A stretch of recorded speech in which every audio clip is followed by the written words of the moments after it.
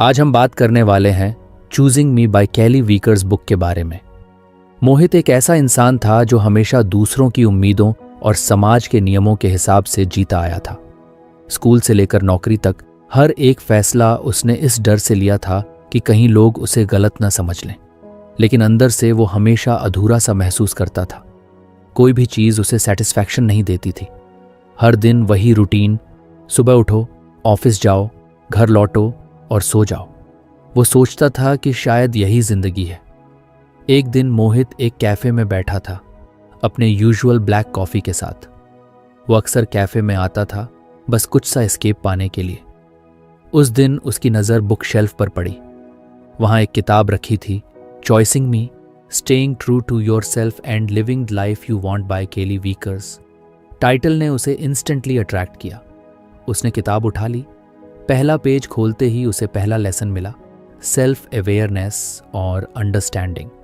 Recognise your past experience, triggers और patterns to heal and make conscious choices to align with your true self. Mohit ने chapter पढ़ना शुरू किया।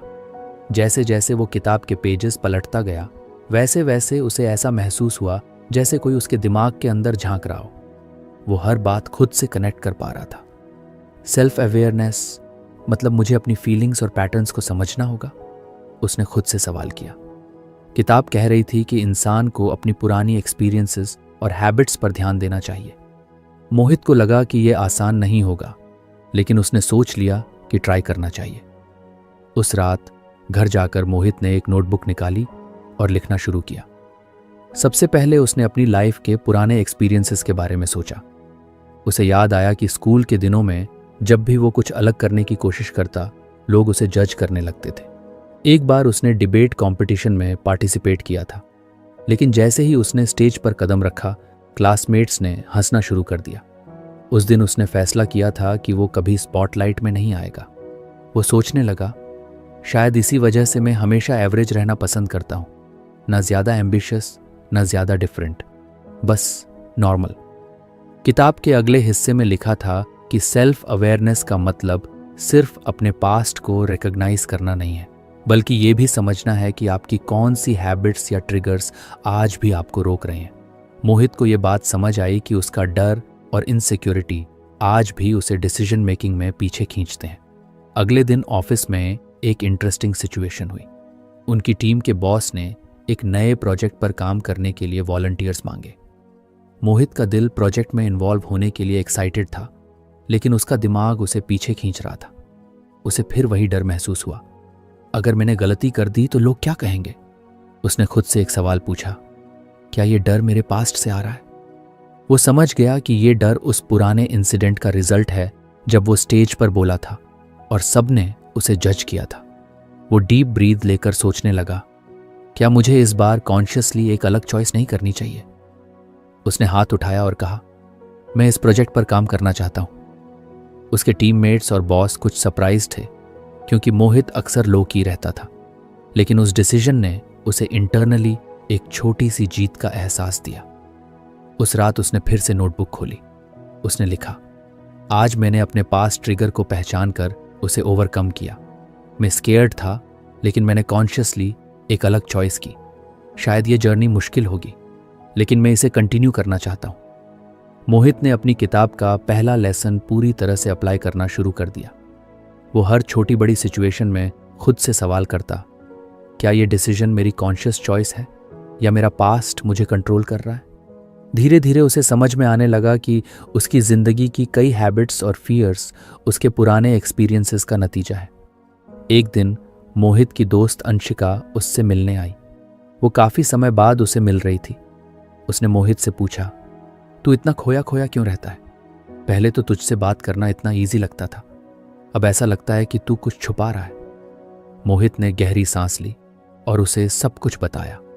उसने किताब के बारे में, सेल्फ अवेयरनेस के बारे में और अपने पैटर्न्स को पहचानने की जर्नी के बारे में बात की। अंशिका ने मुस्कुराते हुए कहा, यार ये तो सच में कूल चीज़ है। हम सब अपनी ही पैटर्न्स में फंसे रहते हैं, लेकिन कभी सोचते ही नहीं कि इससे बाहर कैसे निकलें। शायद मुझे भी ये किताब पढ़नी चाहिए। मोहित ने कहा, एक बार ट्राई कर, ये आसान नहीं है, लेकिन जब आप अपने अंदर झांकने लगते हो तो चीज़ें क्लियरर होने लगती हैं, और हाँ, अनकंफर्टेबल भी। अंशिका ने कहा, अनकंफर्टेबल तो होगा ही, अपने आप से फेस करना कोई इजी काम नहीं है, लेकिन लगता है कि तू सही डायरेक्शन में है। मोहित की जर्नी अभी शुरू ही हुई थी। उसे एहसास हुआ कि यह प्रोसेस ओवरनाइट नहीं होगा, लेकिन उसने डिसाइड कर लिया था कि वो खुद को समझने और अपनी जिंदगी को कॉन्शियसली क्रिएट करने के लिए रेडी है। उसने किताब के अगले चैप्टर को खोलने की सोची, लेकिन उसने पहले खुद से वादा किया कि जब तक पहला लेसन पूरी तरह से उसकी जिंदगी में इंटीग्रेट नहीं होगा, वो आगे नहीं बढ़ेगा। उसने धीरे धीरे खुद को अपने पुराने बिलीफ्स और पैटर्न से बाहर निकालने का काम शुरू कर दिया। आगे क्या होगा, ये सोचकर मोहित कुछ एक्साइटेड भी था और नर्वस भी, लेकिन अब वो अपनी जिंदगी को कॉन्शियसली जीने की कोशिश कर रहा था।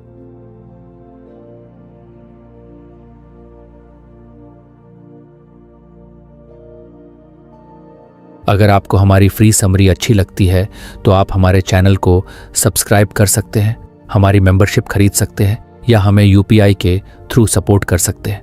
अब समरी पर वापस चलते हैं। वो जानता था कि ये जर्नी लॉन्ग होगी, लेकिन वर्थ इट भी। मोहित अब अपनी जिंदगी के बदलावों को महसूस कर रहा था। पहले लेसन ने उसे एक नई दिशा दी थी। उसने सेल्फ अवेयरनेस के जरिए अपने पुराने पैटर्न्स और ट्रिगर्स को समझने की कोशिश की, और अब वो छोटी छोटी चीजों में कॉन्शियस चॉइसेस करना सीख रहा था।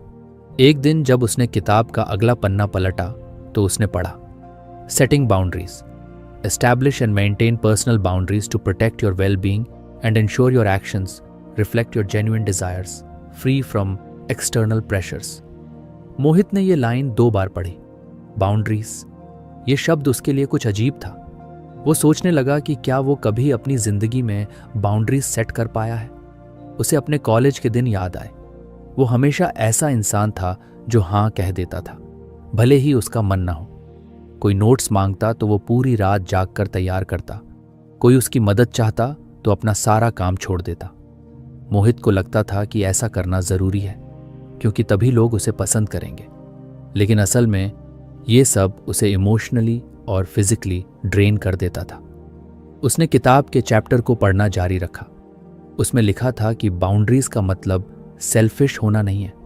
इसका मतलब है अपनी मेंटल और इमोशनल हेल्थ को प्रोटेक्ट करना और उन चीज़ों को प्राथमिकता देना जो आपके लिए सच में ज़रूरी हैं। मोहित ने खुद से सवाल किया, क्या मैं सच में ऐसा करता हूँ, या मैं बस हर किसी को खुश करने के चक्कर में खुद को इग्नोर करता हूँ? उसे जवाब पहले से पता था। अगले दिन ऑफिस में एक और सिचुएशन आई। उसके कॉलीग रोहन ने एक प्रेजेंटेशन तैयार करने में मदद मांगी।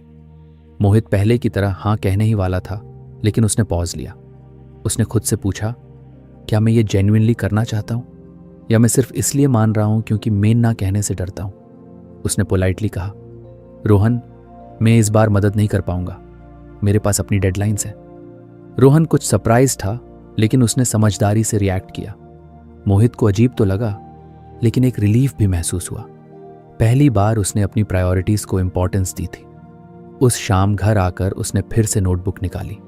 उसने लिखा, आज मैंने बाउंड्रीज सेट करने की कोशिश की। ये ऑकवर्ड था, लेकिन मैंने खुद को गिल्ट में नहीं डूबने दिया। मुझे समझ में आ रहा है कि बाउंड्रीज सिर्फ दूसरे लोगों के लिए नहीं, बल्कि खुद के लिए भी जरूरी हैं। अगले कुछ दिनों तक मोहित ने बाउंड्रीज को प्रैक्टिस करना जारी रखा। वो स्मॉल सिचुएशंस में ना कहना सीख रहा था। लेकिन एक दिन उसकी बड़ी टेस्ट हुई। उसकी चाइल्डहुड फ्रेंड नेहा, जिसे वो सालों से जानता था, ने अचानक उसे कॉल किया। नेहा ने एक बड़ा फेवर मांगा। उसे अगले 2 हफ्तों तक अपनी पर्सनल प्रोजेक्ट में मदद चाहिए थी। मोहित जानता था कि यह काम बहुत डिमांडिंग होगा और उसके अपने गोल्स इससे प्रभावित हो सकते हैं। नेहा ने कैजुअल टोन में कहा, तू तो मेरा बेस्ट फ्रेंड है, अगर तू मदद नहीं करेगा तो कौन करेगा? मोहित ने गहरी सांस ली। उसने महसूस किया कि यही वो मोमेंट है जब उसे सच में बाउंड्रीज को अप्लाई करना होगा। वो जानता था कि अगर उसने हाँ कहा तो वो फिर से अपने कंफर्ट जोन से बाहर जाकर दूसरों की एक्सपेक्टेशंस फुलफिल करने में लग जाएगा। उसने काल्म रहते हुए कहा, नेहा, मैं समझ सकता हूं कि यह प्रोजेक्ट तुम्हारे लिए इंपॉर्टेंट है, लेकिन मैं खुद अपने काम में बहुत बिजी हूं। इस बार मैं तुम्हारी मदद नहीं कर पाऊंगा, लेकिन अगर तुम चाहो तो मैं तुम्हें कुछ रिसोर्सेज सजेस्ट कर सकता हूं। नेहा कुछ पल के लिए चुप रही, फिर उसने कहा, ओह ठीक है, मैं मैनेज कर लूंगी। मोहित को लगा कि नेहा डिसअपॉइंटेड है, लेकिन उसने गिल्ट महसूस नहीं किया। उसने पहली बार समझा कि बाउंड्रीज का मतलब दूसरों को हर्ट करना नहीं है। इसका मतलब है खुद को प्रायोरिटी देना और अपनी मेंटल पीस को कॉम्प्रोमाइज ना करना। मोहित ने किताब के चैप्टर में एक और बात पढ़ी थी। बाउंड्रीज को मेंटेन करना सिर्फ ना कहने तक सीमित नहीं है। इसका मतलब है कि आप अपने एक्शंस और डिसीजंस को अपने वैल्यूज और डिजायर्स के हिसाब से अलाइन करें। एक और एग्जाम्पल उसे जल्दी ही मिला। उसका ऑफिस एक weekend team building trip plan कर रहा था। सभी लोग एक्साइटेड थे, लेकिन मोहित को पता था कि उसे ऐसे सोशल इवेंट्स में जाना पसंद नहीं है। वो अपनी वीकेंड को पढ़ने और आराम करने में बिताना चाहता था। पहले वो हमेशा पीयर प्रेशर में आकर ज्वाइन कर लेता था, लेकिन इस बार उसने खुद से पूछा, क्या मैं ये ट्रिप जेन्युइनली एंजॉय करूंगा या मैं सिर्फ इसलिए जाऊंगा क्योंकि बाकी सब जा रहे हैं। उसने टीम को पोलाइटली कहा, धन्यवाद आपके मुझे आमंत्रित करने के लिए, लेकिन मैं इस बार ट्रिप पर नहीं आ पाऊंगा, मुझे कुछ पर्सनल कमिटमेंट्स हैं। लोगों ने उसे कन्विंस करने की कोशिश की, लेकिन उसने मना कर दिया। उसे इंटरनली कुछ ऑकवर्ड लगा, लेकिन साथ ही एक एम्पावरमेंट भी महसूस हुई। मोहित की जिंदगी अब धीरे धीरे बदलने लगी थी। उसे समझ में आ रहा था कि बाउंड्रीज सेट करना सिर्फ एक एक्शन नहीं है, बल्कि एक माइंडसेट है। उसने देखा कि जैसे जैसे वो अपनी बाउंड्रीज को रिस्पेक्ट करने लगा, वैसे वैसे दूसरे लोग भी उसकी चॉइसेस की इज्जत करने लगे। एक दिन अंशिका फिर उससे मिलने आई। उसने कहा, यार मैं नोटिस कर रही हूं कि तू अब पहले जैसा नहीं है। पहले तू हर चीज के लिए हां कह देता था, अब तेरा एक अलग कॉन्फिडेंस दिखता है। क्या चल रहा है? मोहित ने मुस्कुराते हुए कहा, बस बाउंड्रीज सेट कर रहा हूं।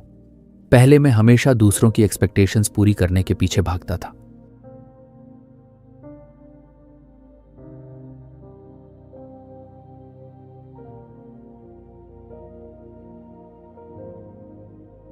लेकिन अब मैंने सीखा है कि खुद को प्रायोरिटी देना सेल्फिशनेस नहीं है, यह सेल्फ रिस्पेक्ट है। अंशिका ने कहा, लेकिन क्या यह कुछ मुश्किल नहीं है? मतलब लोग हर्ट नहीं होते जब तू उन्हें मना करता है? मोहित ने कहा, शुरुआत में ऑकवर्ड लगता है, लेकिन जब आप दूसरों को एक्सप्लेन करते हो कि आप क्यों ना कह रहे हो, तो ज्यादातर लोग समझ जाते हैं, और जो नहीं समझते वो शायद आपकी बाउंड्रीज की इज्जत करने लायक ही नहीं है। अंशिका ने उसकी बात पर गहरी सोच में सिर हिलाया। शायद मुझे भी बाउंड्रीज पर काम करना चाहिए। मैं भी हर वक्त लोगों को खुश करने की कोशिश में खुद को इग्नोर कर देती हूं। मोहित ने उसे एनकरेजमेंट दिया, स्टार्ट स्मॉल। हर सिचुएशन में खुद से पूछ, क्या यह डिसीजन मेरी ट्रू डिजायर्स के साथ अलाइन करता है? धीरे धीरे यह हैबिट बन जाएगी। उस रात मोहित ने अपनी नोटबुक में लिखा, बाउंड्रीज सेट करना आसान नहीं है, लेकिन यह मेरे लिए लाइफ चेंजिंग साबित हो रहा है। मैंने लोगों को मना करना सीखा है और गिल्ट से बाहर आना शुरू किया है। मुझे अब समझ में आ रहा है कि बाउंड्रीज मेरी जिंदगी को प्रोटेक्ट करने का एक तरीका है। अब मोहित ने किताब के अगले चैप्टर की ओर देखना शुरू कर दिया। उसे पता था कि यह जर्नी लंबी है और हर लेसन उसके अंदर एक नया बदलाव लाने वाला है। उसने खुद से वादा किया कि वो इस प्रोसेस को पेशेंस और कमिटमेंट के साथ कंटिन्यू करेगा। मोहित अब अपनी जिंदगी के हर कदम पर बदलाव महसूस कर रहा था। सेल्फ अवेयरनेस और बाउंड्रीज सेट करने ने उसे एक नई क्लैरिटी दी थी।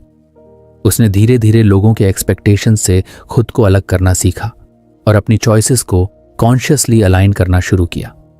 अब जब उसने किताब का अगला चैप्टर खोला तो लिखा था, prioritising self care, embrace self love by prioritising your needs and well being, understanding that caring for yourself enhances your ability to contribute positively to others happiness.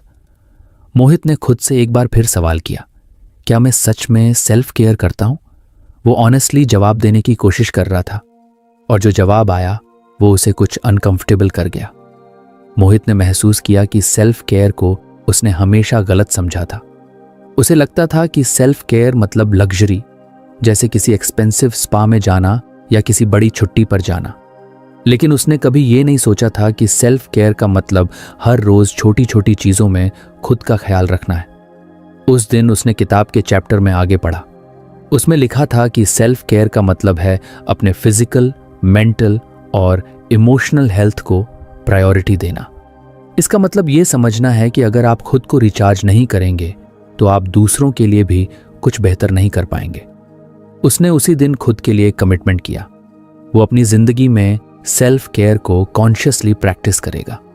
अगले दिन सुबह मोहित ने अलार्म बजने पर स्नूज का बटन दबाने के बजाय जल्दी उठने का फैसला किया। उसने अपने डे की शुरुआत एक कप ग्रीन टी और कुछ स्ट्रेचिंग से की। पहले वो उठते ही फ़ोन चेक करता था और ऑफिस के ईमेल्स में डूब जाता था, लेकिन इस बार उसने खुद को कुछ पॉज दिया। उसने सोचा, सेल्फ केयर शायद ऐसे ही छोटे छोटे स्टेप्स से शुरू होता है। ऑफिस में उस दिन काफ़ी काम था। डेडलाइंस टाइट थीं और प्रेशर हाई। पहले मोहित बिना रुके काम करता रहता, लेकिन इस बार उसने हर 2 घंटे में 10 मिनट का ब्रेक लेने का फैसला किया। उसने अपनी वाटर बॉटल रिफिल की, कुछ वॉक किया और कुछ गहरी सांसें ली। शाम को जब ऑफिस का काम खत्म हुआ तो एक कॉलीग ने उसे बियर के लिए ज्वाइन करने को कहा। मोहित ने पहले हमेशा ऐसे ऑफर्स को एक्सेप्ट किया था, चाहे उसका मन हो या ना हो, लेकिन इस बार उसने पोलाइटली मना कर दिया। उसने सोचा, शायद मुझे आज रात कुछ रिलैक्स करना चाहिए, अपने लिए कुछ समय निकालना चाहिए। घर लौटकर मोहित ने अपने फेवरेट बुक को पढ़ना शुरू किया। उसने महसूस किया कि उसे ये बहुत पीसफुल लगा। उसने पहले कभी ये नहीं सोचा था कि बस खुद के साथ समय बिताना भी सेल्फ केयर हो सकता है। अगले कुछ दिनों तक उसने अपने रूटीन में छोटे छोटे बदलाव करना शुरू किया। उसने सुबह जल्दी उठने और रात में जल्दी सोने की आदत बनाई। उसने अपना डाइट इंप्रूव किया और हर रोज 15 मिनट एक्सरसाइज करना शुरू किया। पहले ये सब उसे बोरिंग लगता था, लेकिन अब उसे समझ आ रहा था कि सेल्फ केयर का मतलब बस अपनी फिजिकल नीड्स को बैलेंस करना ही नहीं है, बल्कि अपने मेंटल स्पेस को भी डिक्लटर करना है। एक दिन अंशिका ने उससे पूछा, तू इतना फ्रेश और रिलैक्स कैसे लग रहा है? ऑफिस में सब इतना स्ट्रेस्ड रहते हैं और तू ऐसे बिहेव कर रहा है जैसे सब कुछ सॉर्टेड है। मोहित ने मुस्कुराते हुए कहा, मैंने बस अपनी प्रायोरिटीज बदल ली हैं। अब मैं अपने ऊपर काम कर रहा हूँ, सेल्फ केयर शुरू किया है। पहले मुझे लगता था कि ये सब वेस्ट ऑफ टाइम है, लेकिन अब समझ आ रहा है कि अगर मैं खुद का ख्याल नहीं रखूंगा तो दूसरों के लिए भी कुछ नहीं कर पाऊंगा। अंशिका ने मजाक में कहा, बड़ा फिलोसोफर बन गया है तू, लेकिन सीरियसली मुझे लगता है कि मैं भी ट्राई करूंगी। मोहित ने उसे एनकरेज किया, स्टार्ट स्मॉल। सेल्फ केयर का मतलब ग्रैंड जेस्चर्स नहीं है, ये बस खुद को कुछ प्रायोरिटाइज करने की बात है। एक और बड़ा मोमेंट मोहित की सेल्फ केयर जर्नी में तब आया जब उसने अपनी इमोशंस को हैंडल करना सीखा। पहले जब भी वो स्ट्रेस या एंग्जाइटी में होता तो वो उसे इग्नोर करता और काम में डिस्ट्रैक्ट हो जाता, लेकिन अब उसने सीखा कि सेल्फ केयर का मतलब अपनी फीलिंग्स को एक्नॉलेज करना भी है। एक दिन ऑफिस में उसका बॉस एक प्रोजेक्ट को लेकर बहुत क्रिटिकल हो गया।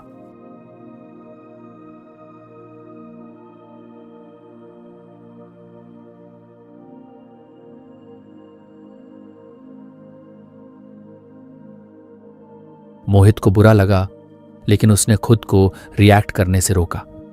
उसने लंच ब्रेक में खुद के लिए कुछ देर मेडिटेट करने का समय निकाला। उसने अपने फीलिंग्स को लिखा और सोचा, मैं परफेक्ट नहीं हूं, लेकिन इसका मतलब ये नहीं कि मैं केपेबल नहीं हूं। मुझे बस खुद को कुछ काइंडनेस देने की ज़रूरत है। उसने अपनी नोटबुक में लिखा, सेल्फ केयर का मतलब सिर्फ बाहर से अच्छा दिखना नहीं है, इसका मतलब अपने अंदर के कॉन्फ्लिक्ट्स और इनसिक्योरिटीज़ को भी हील करना है। मोहित ने धीरे धीरे अपने वीकेंड्स को भी ऑर्गेनाइज करना शुरू किया। पहले वो पूरा वीकेंड बस सोने या रैंडम मूवीज देखने में बर्बाद कर देता था, लेकिन अब उसने सोचा कि वीकेंड भी सेल्फ केयर का हिस्सा हो सकता है। उसने हॉबीज में टाइम देना शुरू किया। उसे पेंटिंग का शौक था जो उसने स्कूल के बाद छोड़ दिया था। उसने आर्ट सप्लाईज खरीदे और खाली समय में पेंटिंग करने लगा। ये उसे थेराप्यूटिक लगा।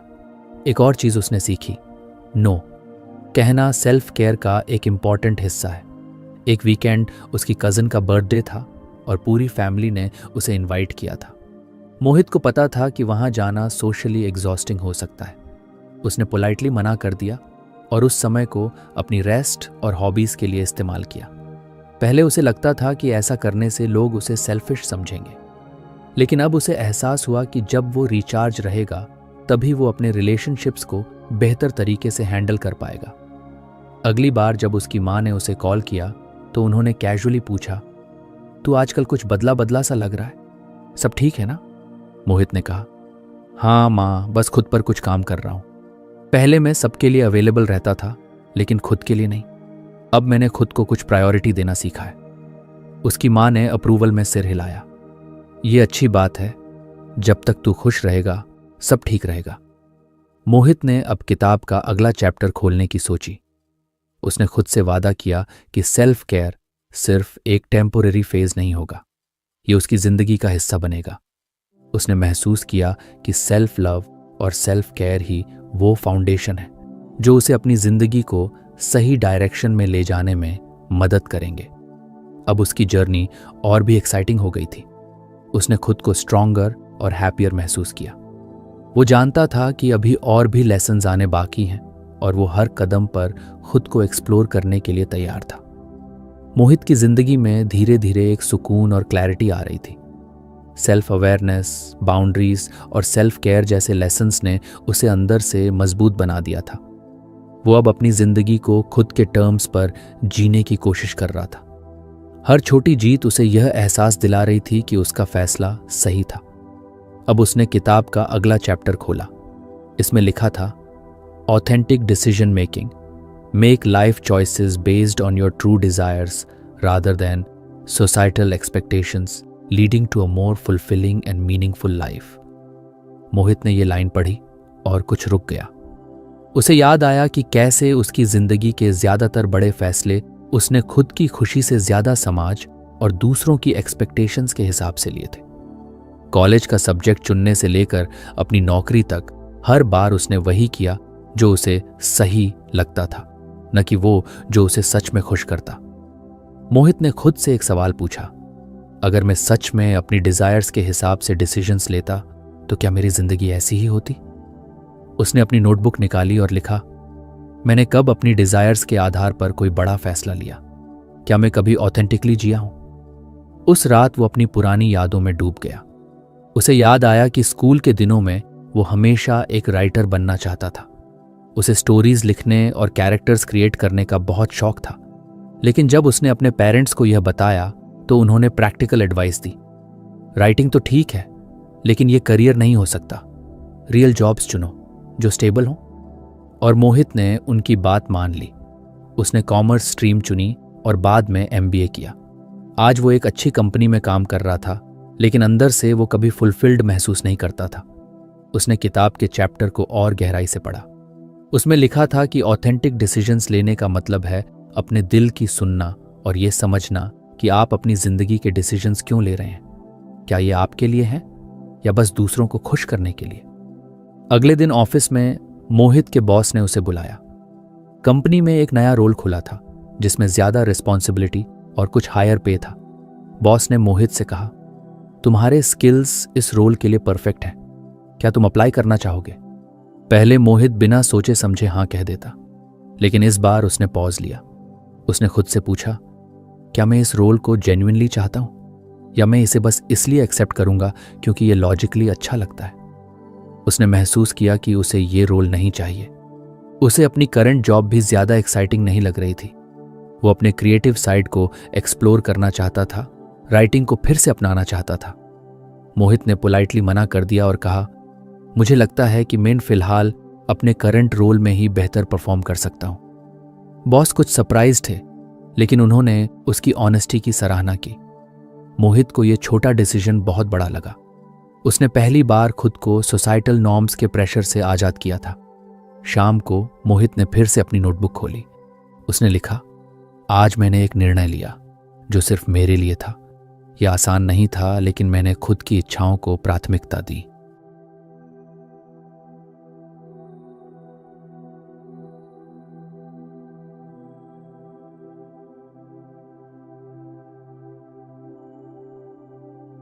अब मोहित ने अपनी राइटिंग को सीरियसली लेने का फैसला किया। उसने हर सुबह जल्दी उठकर आधे घंटे लिखने की आदत शुरू की। शुरुआत में उसे अजीब लगा, लेकिन धीरे धीरे उसने महसूस किया कि ये उसकी जिंदगी का सबसे सैटिस्फाइंग हिस्सा बन गया है। एक दिन अंशिका उससे मिलने आई। उसने पूछा, तू सुबह सुबह उठकर क्या करता है? इतना डेडिकेटेड लग रहा है इन दिनों। मोहित ने उसे बताया, मैंने राइटिंग शुरू की है बचपन से इसे करने की इच्छा थी, लेकिन कभी सीरियसली नहीं लिया। अब लगा कि अगर मैं ऑथेंटिक डिसीजंस नहीं लूंगा तो जिंदगी बस दूसरों के लिए जीता रह जाऊंगा। अंशिका ने कहा, यार तू सच में इंस्पायरिंग बनता जा रहा है। मैं भी बहुत बार वही करती हूँ जो लोग एक्सपेक्ट करते हैं, ना कि वो जो मैं चाहती हूँ। शायद मुझे भी अपनी चॉइसेस को रीइवैल्यूएट करना चाहिए। मोहित ने उसे एनकरेज किया, बस एक बार अपने डिसीजंस की जड़ तक जाओ। खुद से पूछो कि तुम वो क्यों कर रहे हो। जवाब तुम्हें खुद ही मिल जाएगा। धीरे धीरे मोहित ने अपने डिसीजंस को हर छोटे और बड़े लेवल पर इवैल्यूएट करना शुरू किया। एक दिन उसकी फैमिली ने उसे कॉल किया। उसके पेरेंट्स चाहते थे कि वो एक फैमिली गैदरिंग अटेंड करे। मोहित को पता था कि गैदरिंग में जाना उसके लिए मानसिक रूप से थकाऊ होगा, और इस बार उसने अपनी भावनाओं को नजरअंदाज करने के बजाय सच बोलने का फैसला किया। उसने काल्मली कहा, माँ, मैं जानता हूं कि ये इवेंट आपके लिए इंपॉर्टेंट है, लेकिन मैं सच में कंफर्टेबल महसूस नहीं कर रहा। क्या मैं इसे स्किप कर सकता हूं? पहले तो उसकी माँ नाराज हुई, लेकिन फिर उन्होंने कहा, ठीक है बेटा, अगर तुम कंफर्टेबल नहीं हो तो कोई बात नहीं। मोहित ने महसूस किया कि अपने ऑथेंटिक डिजायर्स के हिसाब से डिसीजंस लेना हमेशा इजी नहीं होता। कभी कभी लोग अपसेट होते हैं, कभी कभी खुद को गिल्ट महसूस होता है, लेकिन धीरे धीरे ये प्रोसेस आसान होने लगता है। उसने एक और बड़ा डिसीजन लिया। उसने वीकेंड पर एक लोकल राइटिंग वर्कशॉप ज्वाइन कर ली। वहां उसने कई ऐसे लोगों से मुलाकात की जो उसकी तरह ही अपनी पैशंस को फॉलो करने की कोशिश कर रहे थे। उसने महसूस किया कि उसकी राइटिंग स्किल्स में इम्प्रूवमेंट हो रही है और उसकी जिंदगी में एक नई एक्साइटमेंट आ गई है। अब मोहित की डिसीजंस उसकी हैप्पीनेस पर फोकस कर रहे थे, न कि सोसाइटल एक्सपेक्टेशंस पर। उसने सीखा कि ऑथेंटिक डिसीजन मेकिंग का मतलब ये नहीं है कि आप इंपल्सिव हो जाएं। इसका मतलब है कि आप हर डिसीजन को हार्ट और माइंड दोनों से इवैल्यूएट करें। उसकी जर्नी अभी भी ऑनगोइंग थी, लेकिन अब उसे हर सुबह एक्साइटमेंट महसूस होता। वो जानता था कि उसकी जिंदगी धीरे धीरे सही दिशा में जा रही है। उसने किताब का अगला चैप्टर खोलने का फैसला किया। उसे यकीन था कि हर लेसन उसे और क्लोजर लाएगा उस जिंदगी के जिसे वो सच में जीना चाहता है। मोहित अब अपनी जिंदगी के हर पहलू में बदलाव महसूस कर रहा था।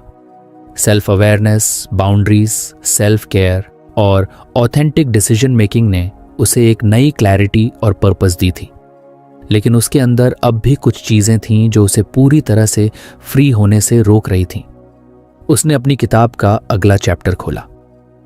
ईओटाईडी मोहित ने यह पढ़ते ही महसूस किया कि ये लेसन उसकी जिंदगी के लिए सबसे चैलेंजिंग होने वाला था। उसे पता था कि उसके अंदर कई ऐसी हैबिट्स और थॉट पैटर्न्स थीं जो उसे बार बार पीछे खींच रही थीं।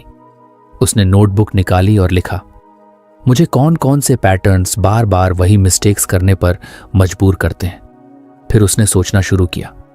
सबसे पहले जो पैटर्न सामने आया वो था ओवरथिंकिंग। मोहित हर छोटी छोटी बात को लेकर इतना सोचता था कि कई बार एक्शन ही नहीं ले पाता था। उसे याद आया कि कई बार उसने अच्छे अपॉर्चुनिटीज को सिर्फ इसलिए हाथ से जाने दिया क्योंकि वो आउटकम के बारे में बहुत ज्यादा सोच रहा था। दूसरा पैटर्न था सेल्फ डाउट। उसे अक्सर लगता था कि वो किसी भी चीज के लिए काफी अच्छा नहीं है। ये फीलिंग इतनी बार उसके डिसीजंस और एक्शंस पर असर डाल चुकी थी कि अब वो इसे नॉर्मल मानने लगा था। तीसरा पैटर्न था प्रोक्रेस्टिनेशन। वो चीजों को कल पर टालता रहता और फिर गिल्ट और स्ट्रेस में घिर जाता। मोहित ने नोटबुक में लिखा, अगर मैं इन पैटर्न्स को नहीं बदलता तो मैं कभी अपनी पोटेंशियल तक नहीं पहुंच पाऊंगा। अगले दिन उसने कॉन्शियसली अपने थॉट्स और बिहेवियर्स पर ध्यान देना शुरू किया। उसने देखा कि जब भी कोई चैलेंजिंग सिचुएशन आती तो सबसे पहले उसका ओवरथिंकिंग एक्टिवेट हो जाता। उसी शाम उसका एक दोस्त विशाल उसे कॉल करता है। विशाल ने मोहित को वीकेंड पर हाइकिंग के लिए इनवाइट किया। मोहित को हाइकिंग बहुत पसंद थी, लेकिन उसका माइंड तुरंत एक्सक्यूजेस बनाने लगा। अगर मैं थक गया तो क्या होगा? अगर मैं गिर गया तो? अगर ये एक्सपीरियंस उतना मजेदार नहीं रहा जितना मैं सोच रहा हूं? इस बार मोहित ने खुद को रोकते हुए सोचा, मैं इस थॉट पैटर्न को तोड़ने की कोशिश कर सकता हूं। उसने बिना ज्यादा सोचते हुए हां कह दिया। जब वीकेंड पर वो हाइकिंग पर गया तो उसने महसूस किया कि ये एक्सपीरियंस उसके लिए बहुत रिफ्रेशिंग और एनर्जाइजिंग था। उसने खुद से कहा, देखा, अगर मैं ओवरथिंकिंग करता रहता तो ये सब मिस कर देता। इसके बाद उसने सेल्फ डाउट पर काम करने का फैसला किया। ऑफिस में उसकी परफॉर्मेंस ठीक थी, लेकिन उसे हमेशा लगता था कि वो दूसरों जितना अच्छा नहीं है। वो खुद की अचीवमेंट्स को कभी एक्नॉलेज नहीं करता था।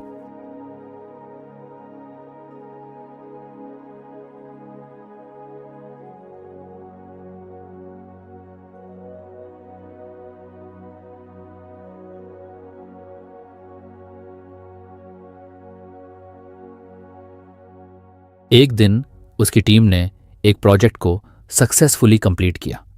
बॉस ने उसे स्पेसिफिकली प्रेज करते हुए कहा, मोहित, तुम्हारे आइडियाज ने इस प्रोजेक्ट को एक नई डायरेक्शन दी।